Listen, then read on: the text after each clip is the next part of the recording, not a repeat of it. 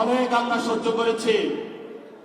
এই যে আমার নামে আজকে একটা মামলা হলো, মানহানির মামলা।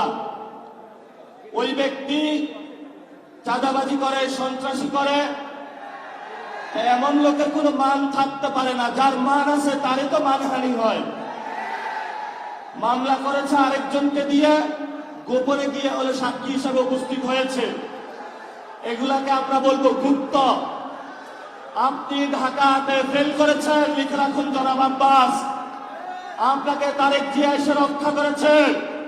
তারেক জিয়া যদি এসে রক্ষা না করত, তাহলে আপনি মির্জা আব্বাসের ছুনোপুটিও আমরা ঢাকা হাটে খুঁজে পাইতাম না। হালে পানি আছে, এখনো বেঁচে থাকার সুযোগ আছে। ভদ্র হন, ভদ্র হতে শিখুন। আমরা সভ্য সমাজে বসবাস করি। অসভ্য আচরণ করবেন না। অসভ্য আচরণ যদি করেন, কিভাবে আপনাকে সভ্য করতে হয়, আপনাদেরকে সভ্য করতে হয়, এটা আমাদের ভালো করে জানা আছে। ওরা আমাদের ভয় দেখায়। আমরা এক আল্লাহ ছাড়া কারো কাছে ভয় পাই না। মামলা হামলা অনেক আগেই পার করেছি। শেখ হাসিনার আমলে রিমান্ডে নিয়ে আমাকে মাথা নিচের দিকে দিয়ে, পা উপর দিকে দিয়ে সারা রাত নির্যাতন করেছিল।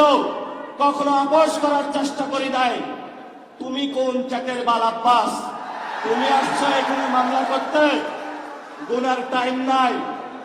সিনিয়র সিটিজেন আসেন, সিনিয়র সিটিজেন আসেন।